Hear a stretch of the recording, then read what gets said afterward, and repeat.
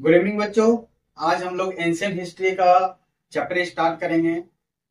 Serial wise, series wise, part 1, part 2, part 3 करके चलेंगे। ठीक है। सबसे पहले एंशियंट हिस्ट्री जो है, हिस्ट्री के 3 पार्ट होते हैं: एंशियंट हिस्ट्री, मिडिवल हिस्ट्री और मॉडर्न हिस्ट्री। ठीक है। हम लोग स्टार्ट करेंगे एंशियंट हिस्ट्री से। एंशियंट हिस्ट्री की बात कर रहे हैं, मतलब हम लोग एंशियंट इंडिया की बात कर रहे हैं। आज के समय, आज का जो समय है मॉडर्न पीरियड, मॉडर्नाइजेशन का समय है। ठीक है, सिविलाइजेशन का समय है। तो मॉडर्न पीरियड का क्या कनेक्शन रहा होगा एंशियंट हिस्ट्री से, या फिर एंशियंट इंडिया का मॉडर्न इंडिया से क्या कनेक्शन रहा होगा? एंशियंट ऐसी कुछ चीजें होंगी जो कि एंशियंट इंडिया से हमें कुछ सीखने को मिलते हैं, या फिर ऐसी कुछ चीजें होंगे जो कि मेजर टेक अवे होनी चाहिए एंशियंट हिस्ट्री से हमारे लिए, या फिर एंशियंट हिस्ट्री जो है हमें कुछ इंस्पायर करती है, या फिर कुछ ऐसी चीजें भी होंगी जो कि एंशियंट इंडिया से ली तो गई है लेकिन इग्नोर किया जाता है, नेग्लेक्ट किया जाता है। ठीक है। तो एंशियंट इंडिया के बारे में जानने से पहले हम लोग के दिमाग में एक ख्याल आता है। सबसे पहला सवाल आता है ये कि हम आए कहाँ से। सबसे पहला सवाल हमारे दिमाग में आता है, हम कहाँ से आए। ठीक है। तो एग्जाम्पल के तौर पे आप ले लेते हैं, जैसे पुलिस के पास गए, कोई कंप्लेन लेकर के बाइक चोरी हो गई। ठीक है, बाइक चोरी हो गई और पुलिस के पास गए आप, और उसके बाद पुलिस वाले को जैसे आप बात किए तो पुलिस को आप कंप्लेन लिखाने के लिए गए, तो पुलिस बोला कि ठीक है आप एफआईआर दर्ज कीजिए। दर्ज करने के बाद एफआईआर दर्ज करने के लिए आप एक एप्लीकेशन दीजिए, उसमें पूरा ब्यौरा लिखिए, कैसे आपकी बाइक चोरी हुई, हर चीज वो डिटेल। मतलब पुलिस पूछताछ के दौरान, इन्वेस्टिगेशन के दौरान, या फिर इंट्रोगेशन के दौरान आपसे हर चीज पूछती है कि बाइक कहाँ खड़ा किए, कितने बजे खड़ा किए। मतलब डायरेक्टली वे में हम कह सकते हैं history is important to everybody. ठीक है। डायरेक्ट वे में हम ये कह सकते हैं हिस्ट्री जो है सभी के लिए जो है बहुत ज्यादा इंपॉर्टेंट है। ठीक है। ठीक है। मतलब हम कहाँ, हम हमारा शुरू कहाँ से हुआ, हम शुरू कहाँ से हुए, हमारा शुरुआत कहाँ से हुआ। ठीक है। जो शहर, जो कल्चर आज है, एंशियंट इंडिया, एंशियंट समय में जो है वो कल्चर नहीं थे। जो कल्चर आज और शहर आज हैं, अब उस समय नहीं थे तो क्या थे। एग्रीकल्चर, खेती जो आज है, एग्रीकल्चर खेती उस समय नहीं थे तो क्या था। ठीक है। ये सारी बातों का पता जो है हमको एंशियंट इंडिया से पता चलता है। मतलब एक तरह से एंशियंट हिस्ट्री या फिर एंशियंट इंडिया जो है हमको हमारे ओरिजिन से कनेक्ट करता है। ठीक है। मतलब बिगिनिंग में हम क्या थे, इनिशियली हमारा काम क्या था, इनिशियली हम क्या करते थे, इनिशियली क्या नहीं करते थे, ये सारी बातों का पता जो है हमें एंशियंट इंडिया से पता चलता है। ठीक है। तो now we talk about the ancient India. ठीक है। Ancient India, ancient India, ancient India की बात कर रहे हैं। ठीक है। एंशियंट इंडिया की हम बात कर रहे हैं, मतलब एंशियंट इंडिया हमको बताता है हमारे ओरिजिन के बारे में। क्या चीज के बारे में बताता है? एंशियंट इंडिया हमको बताता है हमारे ओरिजिन के बारे में। ठीक है। और ये मोस्ट इंपॉर्टेंटली हमको एंशियंट इंडिया जो कनेक्ट करता है हमारे कल्चर से, हमारे कल्चर से, मतलब अर्लीस्ट कल्चर से, अर्लीस्ट कल्चर से। ठीक है। ये हमारे अर्लीस्ट एंशियंट कल्चर से कनेक्ट करता है। कल्चर के बाद जो है हम लोग एक समय एक ऐसा आता है के लिए हम लोग कह पाते हैं कि हम लोग एग्रीकल्चर तक पहुंच पाए। क्यों? एग्रीकल्चर हमारा बेस है। एग्रीकल्चर हमारा बेस है, क्योंकि एग्रीकल्चर हमारा बेस है। एग्रीकल्चर कब हुआ, कैसे हुआ, किस तरह हुआ, एग्रीकल्चर किस तरह हुआ, कैसे हम लोग सेटलमेंट की ओर बढ़े। ठीक है। कैसे हम लोग सेटलमेंट की ओर बढ़े, मतलब हम लोग सेटल्ड हुए हैं। ठीक है। जब हम लोग सेटलमेंट की ओर बढ़े, जब हम सेटल्ड हुए तो इनिशियली हमारा हमारा इनिशियली हमारा जो सेटलमेंट है रूलर रहा होगा। ठीक है। इनिशियली हमारा सेटलमेंट जो है रूलर रहा होगा। ठीक है। उसके बाद जो धीरे धीरे हम लोग बड़े हुए हैं, आगे बढ़े, बढ़ते बढ़ते जो हम लोग सिटी की ओर बढ़े, सिटी का आविष्कार हुआ, मतलब सिटी का पॉपुलेशन, मतलब अर्गेनाइजेशन की ओर गए। ठीक है। इसके बाद जो है हम लोग एग्रीकल्चर हुआ। क्या हम लोग एग्रीकल्चर तक ही रह पाए? नहीं, एग्रीकल्चर तक हम लोग नहीं रह पाए। क्यों? एग्रीकल्चर तक जो है, एग्रीकल्चर तो सीख लिए हम। एग्रीकल्चर सीखने के बाद जो है हम लोग क्या किए, मूव टू अदर थिंग्स। मतलब और भी कई चीजों की तरफ हम लोग आगे बढ़े। जैसे एग्रीकल्चर के बाद जो है हम लोग कॉटन प्रोड्यूस किए। जब कॉटन प्रोड्यूस किए मतलब हम लोग स्पिनिंग किए होंगे, ठीक है। फिर उसके बाद हम लोग वीविंग किए, ठीक ठीक है, ठीक है। स्पिनिंग किए, वीविंग किए, मतलब कटाई, बुनाई। धीरे धीरे एक समय आता है कि हम लोग मेटल वर्क भी कर रहे हैं, मतलब मेटल को खोज रहे हैं, मेटल वर्क भी कर रहे हैं, और भी ढेर सारे वर्क हम लोग कर रहे हैं, ठीक है।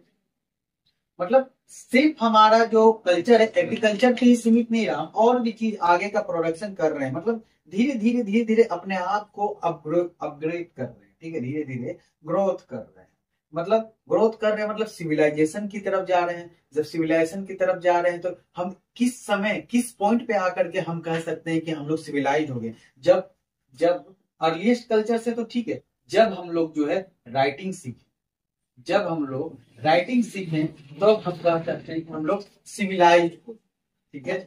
ये रहा थोड़ा सा माइंड मैप जो है एंशियंट इंडिया का, ठीक है। अब जो है इसके बाद हम लोग बात करेंगे फर्स्ट चैप्टर जो है इंपॉर्टेंस ऑफ एंशियंट हिस्ट्री। पहला चैप्टर था इंपॉर्टेंस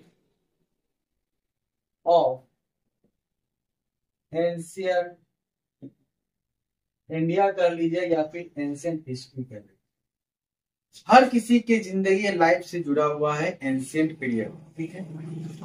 ये चीजें हैं हमारा, ठीक है। इसके बाद जो हम लोग दो टॉपिक है इंपॉर्टेंस ऑफ एंशियंट इंडिया में। पहला टॉपिक हमारा जो है यूनिटी इन डाइवर्सिटी है, ठीक है। उसके बाद जो है relevance of past to the present, मतलब हमारे पास्ट का प्रेजेंट से क्या रिलेशन है। फर्स्ट टॉपिक है हमारा यूनिटी इन डाइवर्सिटी, ठीक है। दूसरा है relevance of past to the present, past to present, आज के समय का दौर, ठीक है। पहला टॉपिक है यूनिटी इन डाइवर्सिटी, दूसरा है relevance of past to present. तो फर्स्ट टॉपिक हम लोग लेके चलते हैं यूनिटी इन डाइवर्सिटी, ठीक है।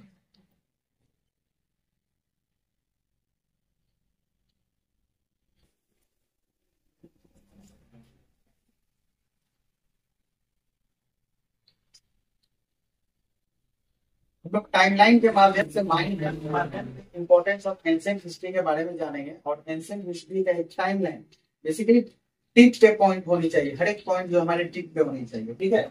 तो हम लोग बेसिकली यूनिटी इन डाइवर्सिटी की बात करते हैं। Unity in diversity, unity in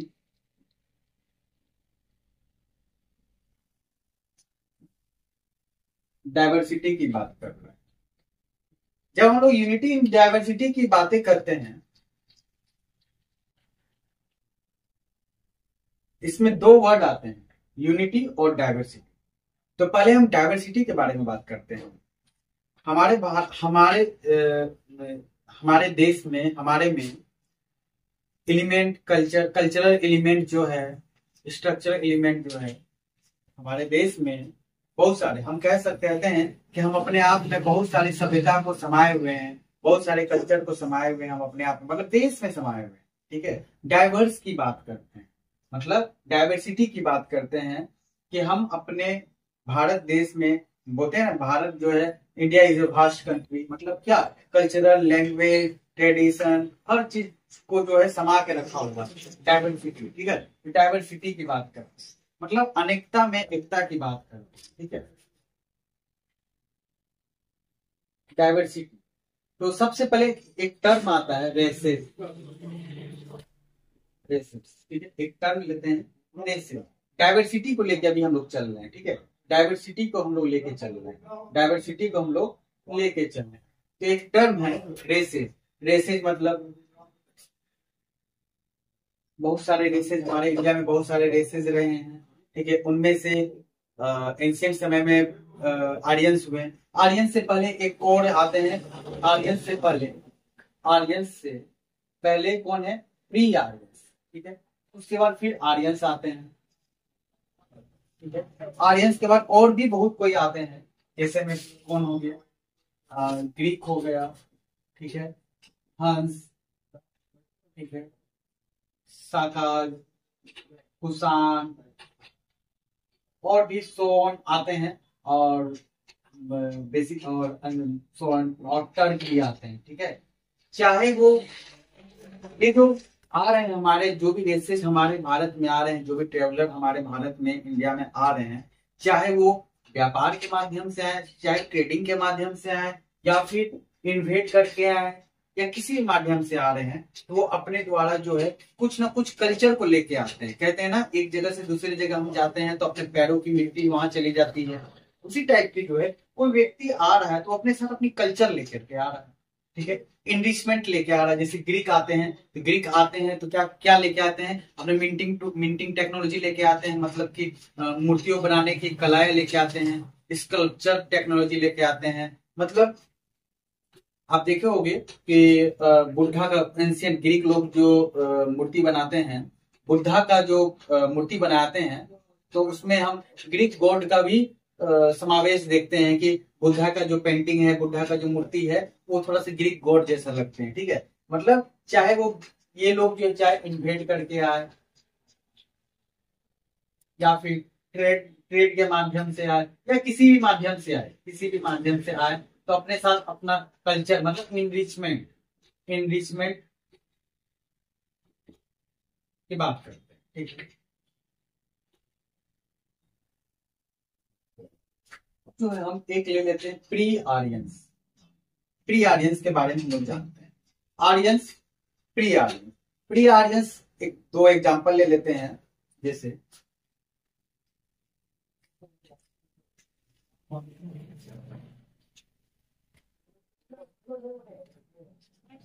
ancient time में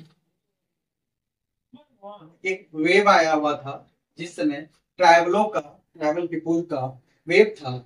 ये जगह है मुंडा, ट्राइबल पीपुल का वेव था, जो कि छोटा नागपुर प्लेट, छोटा नागपुर प्लेटियो, ठीक है, छोटा नागपुर प्लेटियो, ठीक है, ठीक है।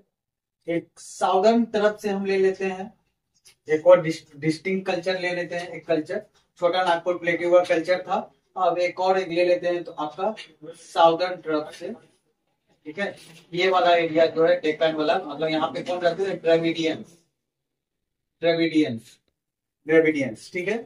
कल्चर क्यों बोल रहे हैं, प्री आर्यंस से पहले आए हुए हैं, प्री आर्यंस क्यों बोल रहे हैं, क्योंकि छोटा नागपुर प्लेटियो में जो ट्राइबल्स का कल्चर का समावेश हो रहा था, वेव आया हुआ था, तो इस समय कौन थे, मुंडा थे। क्या लैंग्वेज बात करते हैं, मुंडा, मुंडा लैंग्वेज बात करते हैं, या फिर कोलारियन, कोलारियन लैंग्वेज का लैंग्वेज बात करते हैं।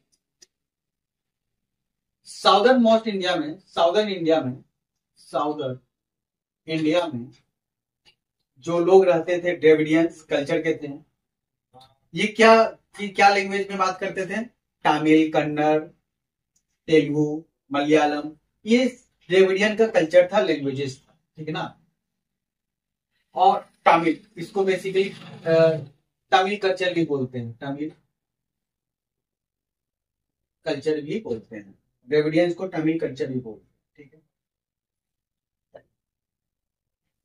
इसके बाद हम लोग आते हैं आर्यंस, ठीक, आर्यंस। घबराना नहीं है, धीरे धीरे आगे सभी चैप्टर में ये लोग के बारे में डिटेल से पढ़ें, ठीक है। ये एक तरह से माइंड मैप है, पूरे इंपॉर्टेंस ऑफ एंशिएंट हिस्ट्री का माइंड मैप चल रहा है, ठीक है। आर्यंस, भारत में जो आर्यंस आए उसको हम लोग इंडो आर्यन, क्या बोलेंगे, इंडो आर्यन, ठीक है ना।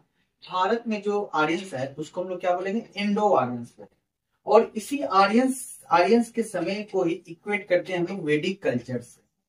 किससे करते हैं, वैदिक कल्चर, वैदिक से। और जो वैदिक कल्चर इस समय क्या लैंग्वेज चलती थी, संस्कृत, संस्कृत लैंग्वेज, संस्कृत, ठीक है ना। एक और बात कर लेते हैं नॉर्दर्न इंडिया की साइड की ओर। नॉर्दर्न इंडिया में ये वाला जो एरिया है, नॉर्दर्न इंडिया में, नॉर्दर्न इंडिया में, ठीक है, नॉर्दर्न इंडिया में आर्यनों का आगमन था, जो बोलते हैं लैंड ऑफ चैप्टर 7 रिवर्स, ठीक है ना। बाकी चीजें आगे बारे पढ़ेंगे, ठीक है। तो इस वाले एरिया में जो है नॉर्दर्न इंडिया में एक लैंग्वेज, नॉर्दर्न इंडिया में जो है क्या चलता था मतलब पाली लैंग्वेज। कौन सा? पाली। पाली प्लस संस्कृत, पाली प्लस संस्कृत, क्लियर है? पाली प्लस संस्कृत, ठीक है ना। पाली प्लस संस्कृत। इंडिया इंडिया की तरफ आने वाले जो भी आर्यंस थे वो उसको बोलेंगे इंडो आर्यंस। और इंडो आर्यन के समय को हम लोग वैदिक कल्चर से इक्वेट करते हैं, उस समय को। और उस समय कौन सी लैंग्वेज? संस्कृत लैंग्वेज, ठीक है। एक चीज इसमें देखेंगे, हम लोग जो बोलते हैं डाइवर्सिटी, डाइवर्स की बात करते हैं, एक टाइम आता है जो नॉर्दर्न कल्चर है, जो भी नॉर्दर्न कल्चर है, जो भी नॉर्दर्न इंडिया में जो भी कल्चर चल रहा है, पाली लैंग्वेज चल रहा है, संस्कृत लैंग्वेज चल रहा है, कुछ ये जो संस्कृत के जो शब्द हैं, मुंडा से, मुंडा मुंडा कल्चर से, इस एरिया से कुछ शब्द जो है नॉर्दर्न इंडिया के बुक्स में, लैंग्वेजेस में ली गई है। कुछ फोनेटिकली जो है, फोनेटिक्स जो है वहां पे चेंज हुई। जैसे एग्जांपल में कॉटन, डिगिंग, ये सब चीजें जो है यहाँ वैदिक कल्चर जो नॉर्दर्न इंडिया में चेंज हुई। और कुछ द्रविडियंस के भी कुछ कल्चर जो है, द्रविडियंस के भी जो कुछ है वो जो है नॉर्दर्न इंडिया की तरफ गए, ठीक है। और नॉर्दर्न इंडिया से कुछ चीजें जो है द्रविडियंस कल्चर में भी दिखते हैं, जैसे संगम लिटरेचर, संगम लिटरेचर, लिटरेचर संगम एरा के बारे में बात करेंगे आगे, हम लोग बेसिकली जानेंगे, ठीक है। यहाँ पे हम लोग थोड़ा सा माइंड मैप कर रहे हैं यूनिटी इन डाइवर्सिटी की। यूनिटी इन डाइवर्सिटी में दो वर्ड है, एक तरह से ये मेंस का भी सवाल है, ठीक है। ये एक तरह से मेंस का भी सवाल है। Diversity, unity in diversity, diversity का ये डाइवर्स जान रहे हैं। जब डाइवर्सिटी होगी तो मतलब एक यूनिट में होगी, एक यूनिटी में होगी, ठीक है ना। संपूर्ण भारत का निर्माण जो हो रहा है उस वक्त में, जो उससे पहले डाइवर्सिटी हम समावेश जो कर रहे हैं, कैसे कर रहे हैं, यूनिटी में कैसे कर रहे हैं, अनेकता में एकता की बात कैसे कर रहे हैं, ठीक है। तो पहले मतलब हम डाइवर्स की बात कर रहे हैं, तो हमारे भारत में काफी सारे रेसेज आए थे, ठीक है। जिनमें से आर्यंस है, उससे पहले प्री आर्यंस थे। प्री आर्यंस से में दो एग्जांपल है, जैसे छोटा नागपुर का एंशियंट टाइम में एक वेब था, छोटा नागपुर प्लेट्यू में मुंडाओ लोग का, जो कोलारियन लैंग्वेज में, मुंडा या कोलारियन लैंग्वेज में बात करते थे।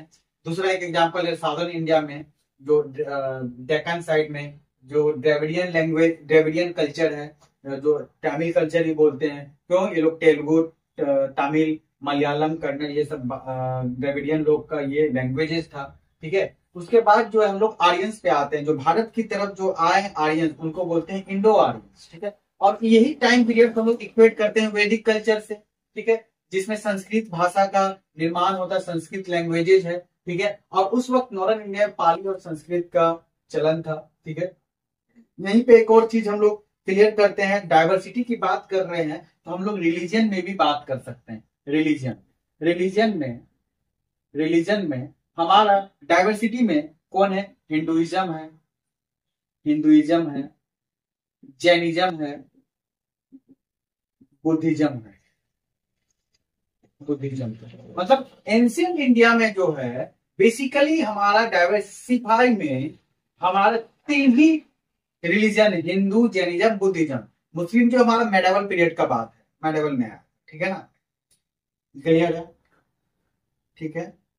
अब यहाँ से जो है हम लोग जो है यूनिटी की, डाइवर्सिटी हमारा क्लियर हो गया, डाइवर्सिटी वर्ड का क्या मतलब है। अब हम लोग यूनिटी की बात करते हैं, ठीक है, यूनिटी की बात करते हैं। एक बार आप लोग देख लीजिए इसको, ठीक है, क्लियर है।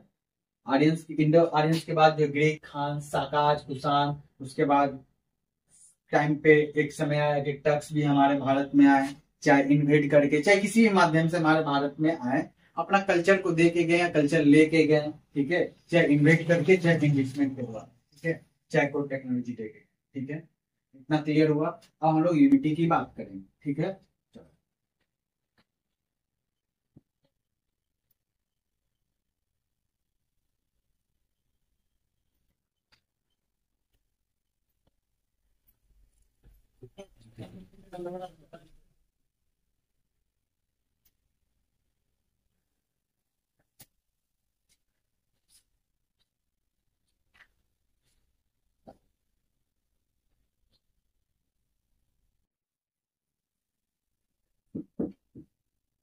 यूनिटी की बात करते हैं, ठीक है। यूनिटी, भारत को जो है हम लोग एक तरह से ज्योग्राफिकल इंटाइटिटी के रूप में देखते हैं। भारत को जो है देखते हैं, भारत को हम लोग एक तरह से ज्योग्राफिकल इंटाइटिटी के रूप में देखते हैं। ये यहाँ पे इंडस है, ठीक है, इधर में हिमालयाज है, क्लियर है, हिमालयाज है, ठीक है ना। डाइवर्सिटी, डाइवर्सिटी जो है हम लोग जान लिए। अब उसी चीज को हम लोग यूनिटी में जानेंगे, यूनिटी में कैसे उसको समावेश होता है, ठीक है। जैसे एक टर्म है, जैसे भारत को हम लोग क्या एक ज्योग्राफिकल इंटाइटिटी के रूप में हम देखते हैं, ज्योग्राफिकल इंटाइटिटी के रूप में देखते हैं, मतलब एक यूनिट के रूप में देखते हैं, भारत को एक यूनिट के रूप में हम लोग देखते हैं। तो एक टाइम पे आर्यस ट्राइब थे, भरत ट्राइब, जिन्होंने भारत को भारतवर्ष कहा, भारतवर्ष कहा, ठीक है। भरत एक आर्यस ट्राइब था, उन्होंने जो उन्हीं के नाम पे जो है भारत को भारतवर्ष कहा गया, और वहां के रहने वाले लोग जो अपने आप को भारतीय कहते, भारतीय, ठीक है, मतलब अपने आप पे भारत संतति, मतलब हम लोग भारत के संतान हैं, ठीक है। एक वर्ड और आता है चक्रवर्ती करके, ठीक है ना, मतलब भारत में जो है जो भी राजाओं का शासन था, तो कुछ राजा जो है चक्रवर्ती कहने का मतलब क्या, यूनिटी, भारत को जब एक यूनिट के रूप में हम लोग देख रहे हैं, तो चक्रवर्ती सम्राट, चक्रवर्ती राजा कहने का मतलब चक्रवर्ती,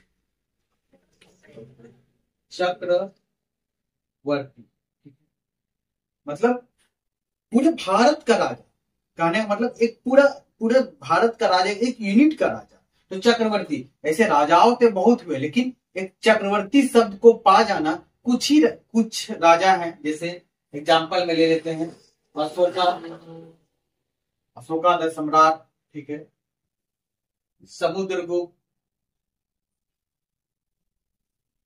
समुद्रगुप्त, मतलब ये क्या गुप्ता एरा की बात करते हैं, गुप्ता एरा की बात कर रहे हैं, गुप्ता पीरियड की बात कर रहे हैं। और इसको क्लियर करने के लिए एक ले लेते हैं पुलकेशिन वर्सेस हर्षवर्धन, मतलब पुलकेशिन जो है साउदर्न पार्ट के राजा हैं, हर्षवर्धन जो है नॉर्दर्न पार्ट के राजा हैं।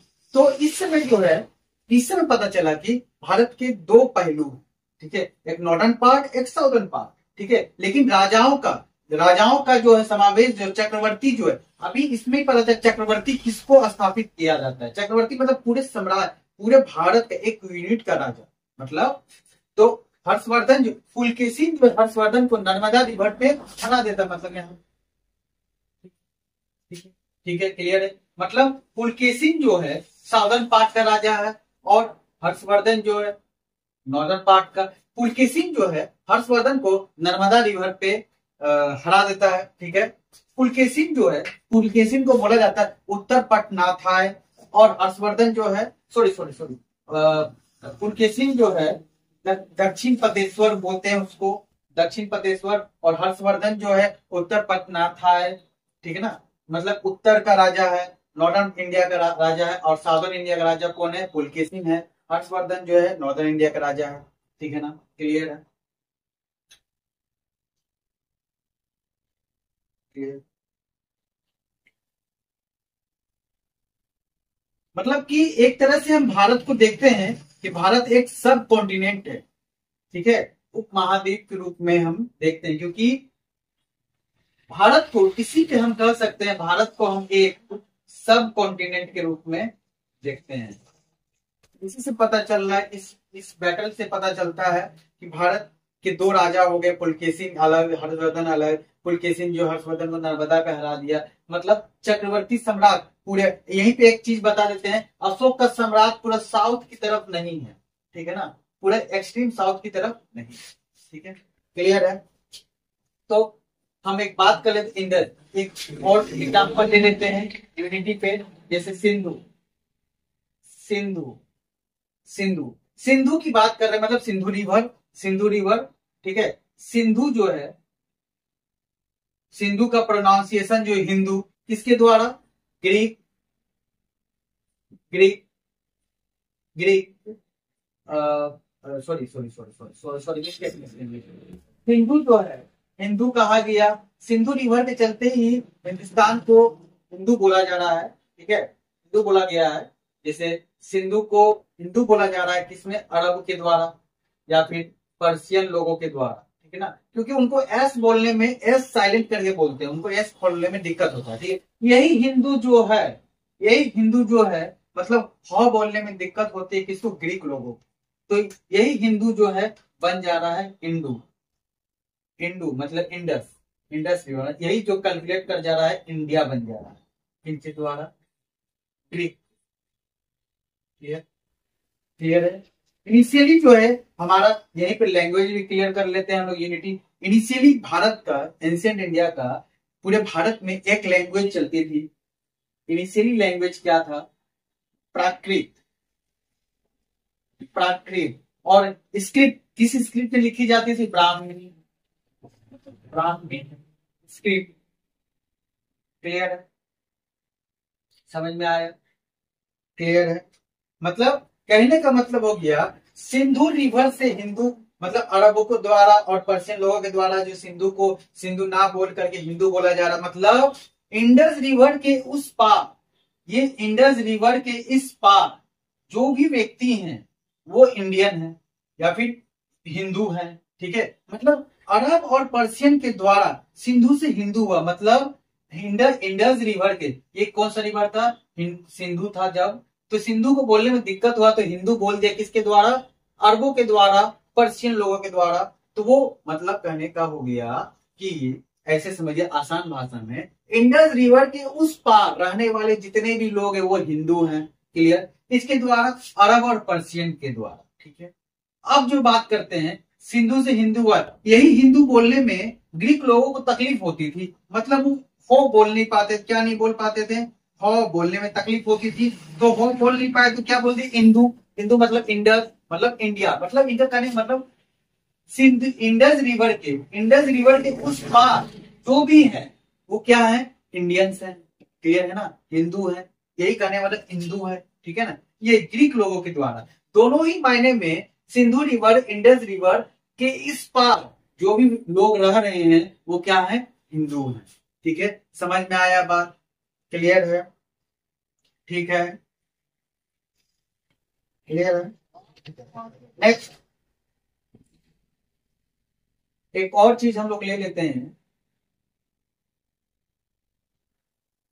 एंशियंट समय में दो इपिक्स बहुत ज्यादा प्रख्यात रूप से रहे हैं, जैसे एग्जांपल में हम ले लेते हैं रामायण एंड महाभारत, ठीक है, रामायण और महाभारत, यहीं से कनेक्ट कर लेते हैं, थोड़ा सा जगह यहाँ पे है, ठीक है, यही ले लेते हैं, रामायण और महाभारत क्या है, रामायण एंड महाभारत, ठीक है। ये सारी चीजें आगे चैप्टर में पढ़ेंगे, इंपॉर्टेंस ऑफ एंशिएंट हिस्ट्री है, और एक तरह से माइंड मैपिंग है कि पूरे एंशिएंट हिस्ट्री का माइंड मैप कैसा है, ठीक है, क्लियर।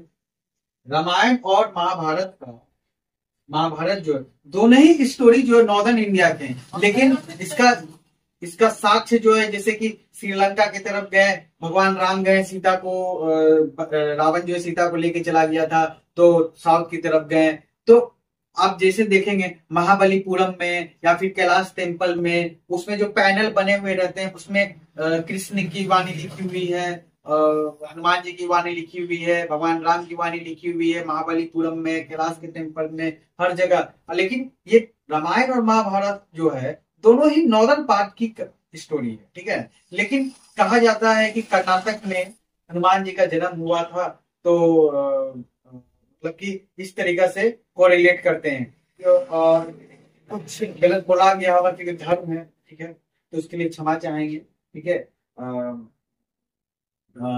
मतलब मिथ जो है वो मिथ है। ठीक है। और माइथोलॉजी जो होती है, मतलब भगवान, धर्म होते हैं, जो भी हर चीजें जो है, रिलीजियस रिलीजियस अपनी जगह है, और स्टडी अपनी जगह है, एंशियंट इंडिया अपनी जगह है। ठीक है। हर चीज को एक जगह कोरिलेट नहीं करना।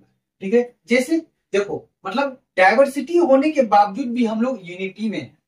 ये क्या दर्शा रहा है? यूनिटी मतलब भारत एक आर्यन ट्राइब था, उसके नाम पे भारतवर्ष रखा गया। क्लियर है?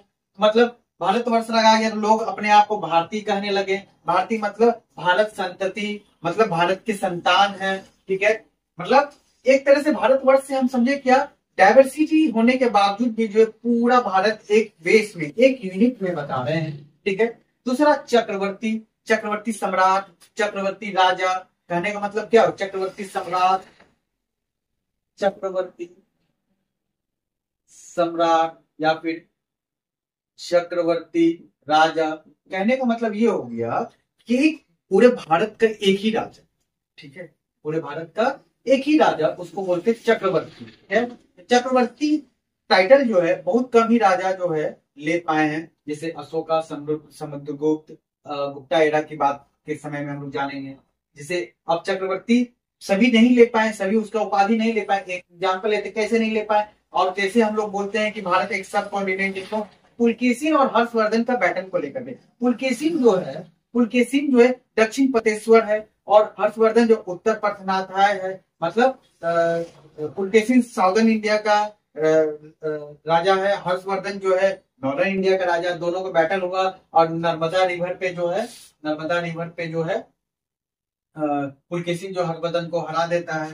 ठीक है। इससे समझ में आया क्या कि इंडिया का दो पार्ट, नॉर्दर्न और साउदर्न पार्ट, दो अलग अलग राजा, मतलब ये इंडिया जो एक सब कॉन्टिनेंट हो गया। ठीक है। दूसरा, यूनिटी की बात करते हैं, सिंधु।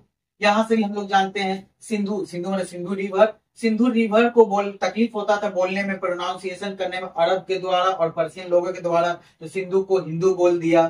क्यों बोला? वो जब जैसे डैरियस प्रथम आया था ना 518 बीसी में, एडी में, 518 बीसी में आया था, तो इंडस रिवर पार करके आया था, उसको तकलीफ हुआ सिंधु बोलने में, एस साइलेंट कर दिया। ठीक है। ठीक है। तो पर्शियन एम्पायर था, एस साइलेंट कर दिया तो हिंदू बोल दिया जी। ठीक है। मतलब कहने का मतलब, इंडस सिंधु रिवर या इंडस रिवर के इस पार रहने वाले जो भी लोग होंगे वो हिंदू होंगे। ठीक है। यही हो जो है बोलने में तकलीफ होता था ग्रीक लोग, ग्रीक के द्वारा, तो इंडस बोल दिया, इंडू बोला इंडस हो गया, मतलब यही रिवर इंडस बन गया। मतलब कहने मतलब इंडस से इंडिया बन गया। तो इस रिवर के, इंडस रिवर के इस पार रहने वाले जो भी लोग होंगे वो इंडिया होंगे, मतलब इंडिया के लोग हैं, मतलब इंडियंस हैं। ठीक है। हमारा लैंग्वेज प्राकृत और ब्राह्मणी रहा है। इनिशियली हमारा जो लैंग्वेज पूरे भारत में क्या था, प्राकृत था, और उसको किस लिपि में लिखी जाती थी, ब्राह्मणी लिपि में लिखी जाती थी। ठीक है। एक और यूनिटी की बात करते हैं, रामायण और महाभारत, टू इपिक्स है, टू इपिक्स है, दो महाग्रंथ है हमारे भारत के। दोनों जो है नॉर्दर्न इंडिया के नॉर्दर्न इंडिया की स्टोरी है।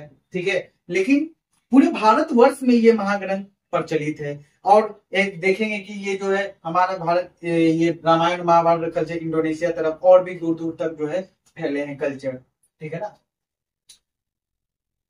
ऐसा इसलिए बोलते हैं रामायण महाभारत, इसके तौर पे हम देख रहे हैं कि डाइवर्सिटी होने के बाद जो है हम लोग यूनिटी में, मतलब डाइवर्सिटी, यूनिटी इन डाइवर्सिटी, मतलब पूरे यूनिट में होने के बाद जो है, डाइवर्सिटी तो है हमारे में, हम लोग कल्चर को समावेश किए हुए हैं, कल्चर सिर्फ हम नहीं पूरा देश समावेश किया हुआ है, और उसमें यूनिटी में, मतलब एक यूनिट में हम लोग रह रहे हैं। ठीक है। मतलब एक ही छत के नीचे हम लोग का यूनिटी इन डाइवर्सिटी, कहने का मतलब तात्पर्य यही। ठीक है। नेक्स्ट हम लोग चलेंगे, नेक्स्ट टॉपिक हमारा relevance of past to present. देख लीजिए आप लोग एक बार, समझ में आ गया वो अच्छे से, हमको लगता है आप लोग को समझ में आ गया होगा। ठीक है। ठीक है। चलिए नेक्स्ट, अब जो है हम लोग relevance of past to the present की बात करते हैं। ठीक है। पूरे भारत को एक ज्योग्राफिकल इंटाइटी में देखा गया है। ठीक है। कहने वाले एक यूनिट में देखते हैं, चाहे वो इतिहासकार हो, चाहे वो फॉरेनर ट्रेडर हो, ट्रेवलर हो, कोई भी हो। ठीक है। नेक्स्ट हम जो है बात करते हैं नेक्स्ट टॉपिक हमारा क्या है? Relevance of past to present. Clear है? एग्जाम्पल में हम ले लेते हैं, 2-3 एग्जाम्पल से हम समझते हैं, मतलब कि हमारा आज का दौर जो है पास्ट से कैसे ताल्लुक रखता है, रिलेशन कैसा रखता है, आज के दौर का पुराने समय, प्राचीन समय के समय से कैसे कनेक्ट है। ठीक, एग्जाम्पल में हम लोग क्या ले ले? Caste system, caste system.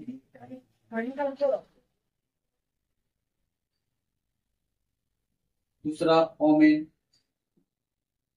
सब ऑर्डिनेशन, सब ऑर्डिनेशन। दूसरा रिलीजियन, सेक्टेरियनिज्म।